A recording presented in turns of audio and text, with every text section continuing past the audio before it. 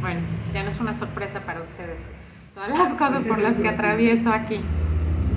Ok, entonces, les decía, es muy bonito este libro. Yo pensé que ya no existía porque yo solamente había leído citas sobre la ciudad de las damas y nunca había encontrado el libro en México. Eh, Aquí se hace un análisis de los hombres de la época, por ejemplo de Boccaccio, que es un poeta pues es un escritor de literatura erótica de esa época, de la misma época de la ciudad de las damas. Y bueno, Boccaccio ve en la mujer un virago, es decir, un varón fallido que aspira a la posesión de los atributos viriles, sean sexuales o bélicos.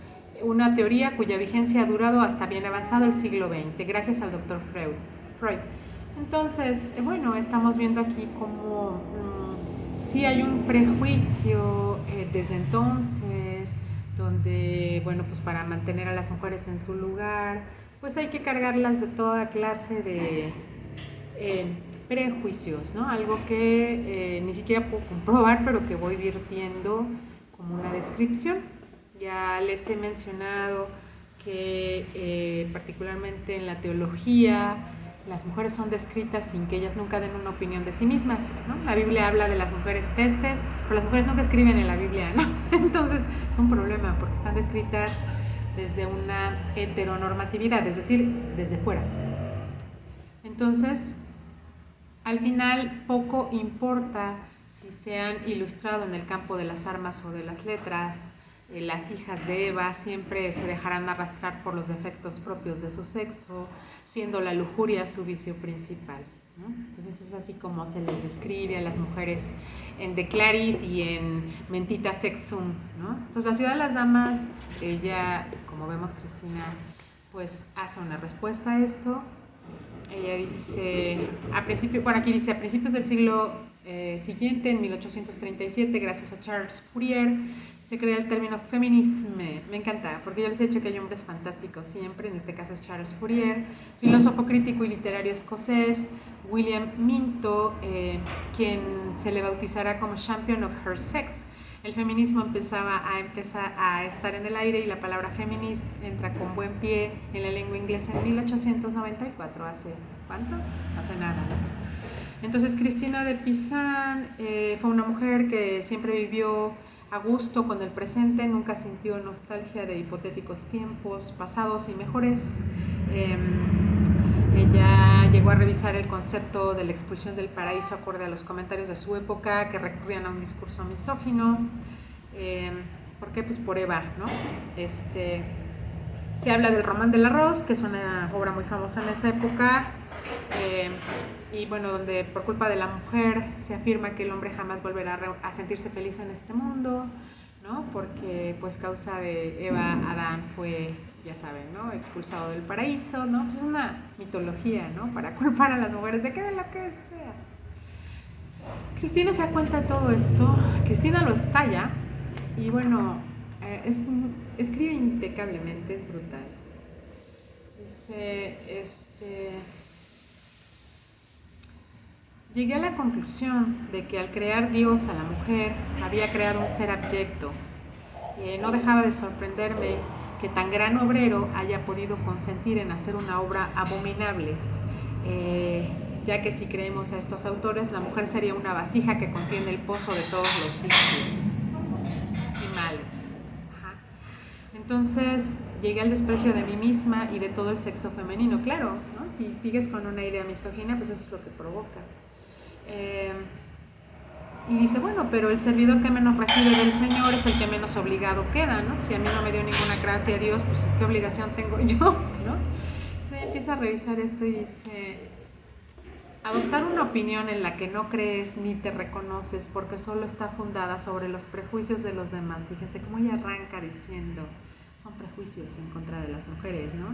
Y luego dice, son los más grandes filósofos cuyo testimonio alega en contra de tu propio sexo no han logrado determinar qué es lo verdadero o lo falso, sino que se corrigen unos a otros en una disputa sin fin, ¿okay?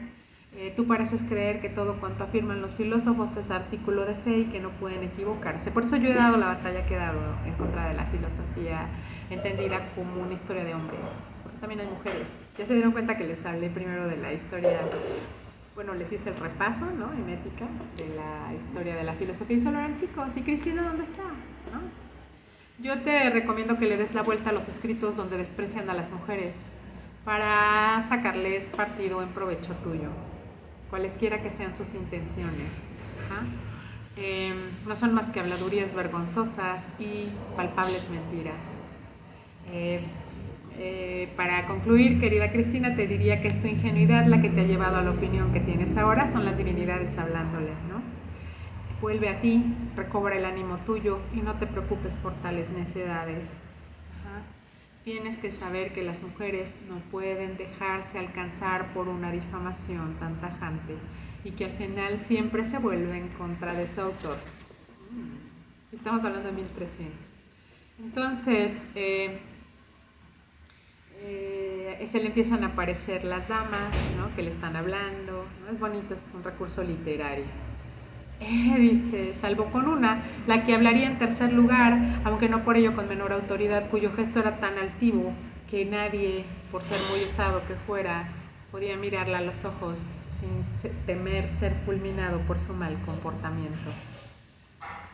El gran amor con que te has dedicado a la búsqueda de la verdad en tu largo y asiduo estudio, que te ha retirado del mundo y ha hecho de ti un ser solitario, te has mostrado digna de nuestra visita y has merecido nuestra amistad, que te dará consuelo en tu pena y desasosiego, haciéndote ver con claridad esas cosas que al nublar tu pensamiento agitan y perturban tu ánimo. Se trata de expulsar del mundo el error en que habías caído para que las damas y todas las mujeres de mérito puedan de ahora en adelante tener una ciudadela donde defenderse contra tantos agresores, de sus enemigos y calumnias groseras de la gente vil que con tantas armas las han atacado. ¿Okay? Todo esto no es raro. En su ingenua bondad, siguiendo en ello el precepto divino, las mujeres han aguantado paciente y cortésmente todos los insultos, daños y prejuicios, tanto verbales como escritos, dejando en manos de Dios todos sus derechos. Entonces, ella dice, ni amigos ni enemigos tengo, por lo que jamás cedo, ni me vence la piedad, ni me mueve la crueldad. Es que están hablando las tres damas de las que les dije, ¿no? Sostengo el orden en cada estado y nada puede durar sin mí. A los hombres y mujeres de sano espíritu enseño primero a conocerse y a comportarse con los demás como consigo mismos, a distribuir sus bienes sin favoritismos, a decir la verdad, huyendo y odiando la mentira y a rechazar todo vicio. Terminada la ciudad, la poblaré para ti con mujeres ilustres y traeré una gran reina a quien las demás damas rendirán homenaje y pleitesía. Todo esto es recurso literario con lo que ella empieza a hablar de las mujeres sabias, ¿no? Y dice, levántate, hija mía, salgamos sin tardar hacia el campo de las letras. Es allí, en aquel país rico y fértil, donde será fundada la ciudad de las damas. Allí donde se hallan mansos ríos y vergeles cargados de fruta, donde la tierra produce buenas y abundantes cosas, coge la azada de tu inteligencia y cava hondo. Sin duda, eso significa que cuanto más se desprecia a las mujeres, mayor es su mérito y fama. ¿Okay? No es a las mujeres a las que hay que acusar, si hay locos que abusan de ellas. Los que han permitido esas afirmaciones ultrajantes tuercen la verdad. Y como nadie le hace frente para reprochárselo, se otorga así el derecho de apropiarse de un bien ajeno. No hay nada nuevo bajo el sol, ¿no? La naturaleza misma de la mujer la lleva a ser sencilla, prudente y honrada. De natural, si tiendes al conocimiento, vas a encontrar la felicidad en algo distinto a lo estereotípico. Eso es real. Echa entonces fuera de esta cantera todos esos negros y sucios pedruscos, porque jamás podrán utilizarse para la construcción de tu hermosa ciudad. Otros hombres han acusado a las mujeres por distintas razones, unos impulsados por sus vicios, los otros debido a la invalidez de su propio cuerpo, y aquí sabemos todos a qué invalidez se refiere. Algunos por pura envidia y en mayor medida porque les gusta hablar mal de la gente. Ah, sí. ¡Ja! ¿Qué tal el chisme, no? Acusan a las mujeres impulsados por sus vicios, han envejecido. Y como la naturaleza, dejando sin hálito sus helados sentidos, les prohíbe satisfacer sus deseos, están amargados. Y viendo que ya ha terminado para ellos la época que llamaban el buen tiempo, para purgar su negra bilis, no les queda otro remedio que acusar a las mujeres, porque piensan que dándoles asco a los demás los alejarán de ellas. Esos hombres honorables, a los que con el tiempo vuelvo perfectos en sabiduría y virtud, ellos solo pronuncian palabras mansas y dignas. Como siempre va a haber hombres distintos, ¿no? Odian la calumnia, ni acusan, ni difaman a hombres y mujeres. Entonces, qué bonito, ¿no? Porque ella es una feminista fuerte, pero está clara que hay hombres que lo son, ¿no? Porque así creen privar a los demás del placer que les niega su propio cuerpo. Sigue hablando de los vejetes, ¿no? Chismosos. Quienes han acusado a las mujeres por pura envidia son hombres indignos que, como se encontraron con mujeres más inteligentes y de conducta más noble que la suya, se llenaron de amargura y rencor. Son sus celos los que les llevan a despreciar a todas las mujeres, porque piensan que de esta forma ahogarán su fama y disminuirán su valía,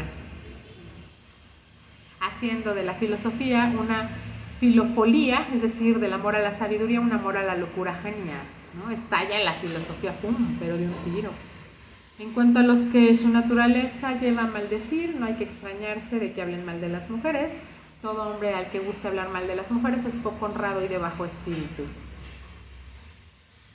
porque actúa a la vez en contra de la razón y de la naturaleza. En contra de la razón, porque es de seres ingratos no reconocer todo el bien que les hacen las mujeres con tan generosos dones, que nadie podría devolverlos por mucho que quisiera. Y además siempre seguirán necesitando a las mujeres. Son incapaces de reconocer y enmendar los defectos de su conducta. Interesante, ¿no, Cristina? Porque 1300, o sea, ¿qué universidad había? Ninguna.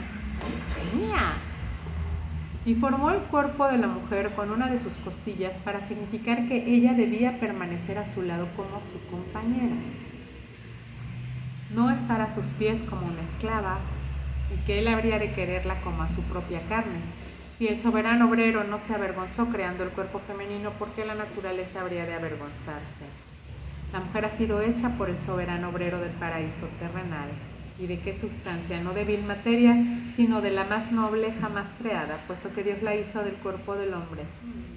Qué bonito, ¿no? Ella obviamente revisa las creencias y las evoca de una manera positiva y encuentra cualidades positivas en los hombres que lo son. El más grande es aquel o aquella que más méritos tiene. La superioridad o inferioridad de la gente no reside en su cuerpo atendiendo a su sexo, sino en la perfección de sus hábitos y cualidades. En cuanto a conversar con los dioses, de no haber existido la mujer, como afirma Catón, él mismo no se imaginaba su acierto. Él era pagano y creía, por lo tanto, que los dioses habitaban tanto en el infierno como en el cielo, pues a los demonios los llamaban divinidades infernales. Así que no es ningún error afirmar que sin María los hombres conversarían con aquellos dioses infernales. Está un poquito fuera de contexto, es que es muy rápido, no les puedo explicar todo lo que yo quisiera. Bueno, me gustaría empezar a hablar de las mujeres de cuántos beneficios trajeron aquellas mujeres al mundo.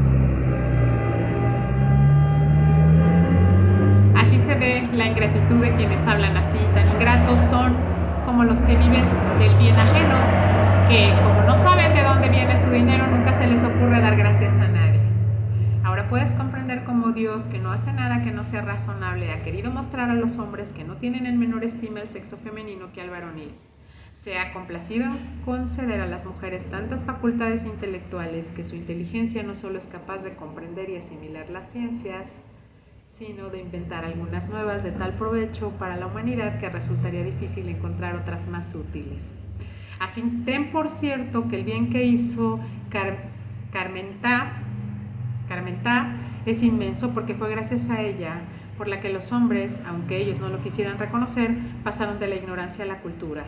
También gracias a ella poseen el medio de enviar tan lejos como deseen sus más secretos pensamientos, de comunicar a cualquier parte todo lo que deseen. Por el mismo medio llegan a conocer el pasado y el presente, incluso a veces algo del futuro. Gracias al descubrimiento de esta mujer, los hombres pueden concluir acuerdos y trabar amistad con personas lejanas, incluso sin haberse visto jamás, mantener correspondencia para llegarse a conocer. En resumen, no se alcanza a decir todo el bien que debemos a la escritura y por tanto a los libros, y cuántas cosas describen y dan a conocer y comprender. Dios, el cielo, la tierra, el mar, los seres y las cosas del universo. Ahora te pregunto, ¿hubo alguna vez algún hombre al que se daba más? Entonces, bueno, ella empieza a hablar de lo que las mujeres han creado. Aquí está hablando de la escritura, el teñir de la lana, los gusanos de seda, las pintoras, habla de las mujeres templadas y con discernimiento, habla de las epístolas, habla de las síbilas. Entonces ella hace toda una historia, Dios mío, de las mujeres antiguas. Ella revisa las mujeres antiguas, nos puede dar un montón de nombres. Pero a ver, vamos a ver, me gustaría solo leerles alguna, porque, híjole, ¿no? Triaria, Artemisa, Argía, Agripina, todas estas no las conocemos, los libros de texto no nos las enseñan. Julia de Pompeyo, Tercia Emilia, Xantipa. Vamos a hablar de Xantipa. Xantipa, la mujer del filósofo Sócrates. La noble Xantipa poseía grandes cualidades de sabiduría y bondad, por lo que se casó con el eminente filósofo Sócrates. Él ya era mayor y prefería pasar el tiempo entre libros, indagando sobre la verdad, a buscar formas nuevas y delicadas con las que agradar a su mujer. Esta valiosa dama no dejó, sin embargo, de amarle, sino que al contrario, la superioridad de su inteligencia y la fuerza de su carácter la llevaron a admirarle y a quererle profundamente. Cuando se enteró esta mujer valiente de que su marido había sido condenado por los atenienses, a los que había censurado por rendir culto a los ídolos, cuando solo hay un Dios a quien adorar, no pudo soportar y acudió desmelenada, golpeándose el pecho al palacio donde tenían retenido a Sócrates. Llegó cuando Sócrates llevaba la copa a sus labios, se abalanzó sobre él para arrancársela y derramar por el suelo el brebaje. Sócrates le hizo reproches y luego la consoló y le dio ánimos. Como ella no podía impedir su muerte, se lamentó exclamando: ¡qué error e irreparable pérdida! ¿Cómo mandar a una injusta muerte a un hombre tan justo? Sócrates, que seguía consolándola, murió diciendo que más valía perecer víctima de la injusticia que haber merecido una justa condena. Pero el duelo se apoderó del corazón de su mujer, que tanto le quería. No la abandonó de por vida. Sócrates, ¿no? El primer filósofo. Bueno, y así se va ella, ¿no? Nos va platicando de un montón de mujeres. La reina Esther, que liberó a su pueblo, de cómo las Sabinas trajeron la paz, de Beturia, madre de Criolano, de Clotilde, reina de Francia. Rebeca, la noble Ruth, Penélope, Mariana, Antonia, la mujer de Justo Tiberio, ¿no?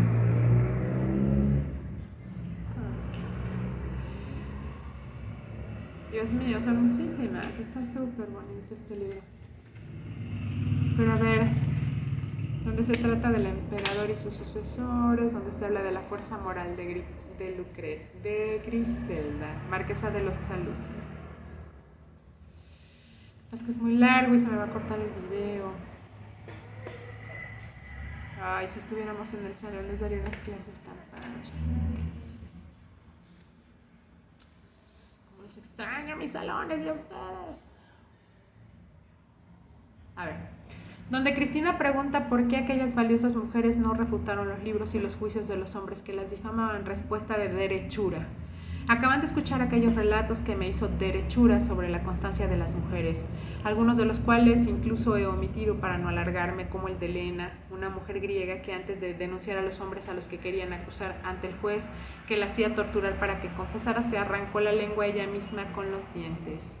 También me habló de otras que prefirieron el veneno antes que verse forzadas a traicionar. Yo, Cristina, le dije entonces: habéis demostrado, señora, que las mujeres son capaces de gran firmeza y valor. Verdaderamente no se puede decir más de ningún hombre. Mucho me sorprende entonces que todas aquellas valiosas mujeres, que además eran sabias, versadas en letras y compusieron libros que fueron modelos de elocuencia, hayan tolerado hasta hoy y sin rebatirlas tantas acusaciones infames por parte de los hombres, cuando ellas ya sabían que todos faltaban a la verdad. Querida amiga, me replicó, lo que me preguntas tiene fácil respuesta. Por todo lo que te conté de aquellas mujeres, viste cómo cada una aplicó su inteligencia a distintas obras y no pensaron todas sobre lo mismo. Eras tú la que estabas destinada a levantar esta ciudad y no ellas, porque sus obras ya bastaban para que la gente de mente lúcida y juicio razonable estimara a las mujeres. No tenían por qué escribir ningún libro sobre el asunto que nos ocupa. En cuanto a todo el tiempo que pasó antes de que se refutara a sus acusadores para callar tanta calumnia, te diré que vistas desde la eternidad, las cosas suelen llegar a su hora. ¿Cómo si no hubiese tolerado Dios tantas herejías que van en contra de su palabra y que ha costado mucho tiempo extirpar? Hay muchas cosas que se aceptan durante largo tiempo, hasta que un día se acaban debatiendo y rechazando. Yo, Cristina, volví a tomar la palabra. Es cierto, señora, pero yo sé que las malas lenguas murmurarán contra esta obra mía, alegando que si es verdad que hubo en el pasado mujeres valiosas y aún quedan hoy algunas, no es el caso de todas y ni siquiera de la mayoría. Es falso decir que no son virtuosas. Aparte de todo lo que vimos, lo confirma la experiencia de cada día. ¿Acaso no son las mujeres las que cometen las atrocidades e injusticias a que aquejan al mundo? ¿Por qué sorprenderse de que todas no lo sean? No quedaban solo justo en la poblada ciudad de Nínive cuando Dios mandó a Jonás para destruirla, sino se convertía tampoco en Sodoma. Se halló uno solo cuando el fuego cayó del cielo para aniquilarla. Es más, entre los discípulos de Cristo, que solo eran 12 y todos hombres, había uno malo. Ahora los hombres pretenden que todas las mujeres tienen que ser virtuosas y que hay que lapidar a las que falten a la virtud. Yo les digo a los hombres que se miren a sí mismos y que el que esté libre de pecado le tire la primera piedra. Y ellos, ¿cómo deberían portarse? Porque ten por cierto que cuando los hombres sean perfectos, las mujeres también lo serán. La Cristina, ¿no? Genial. Uy, estos libros son increíblemente maravillosos.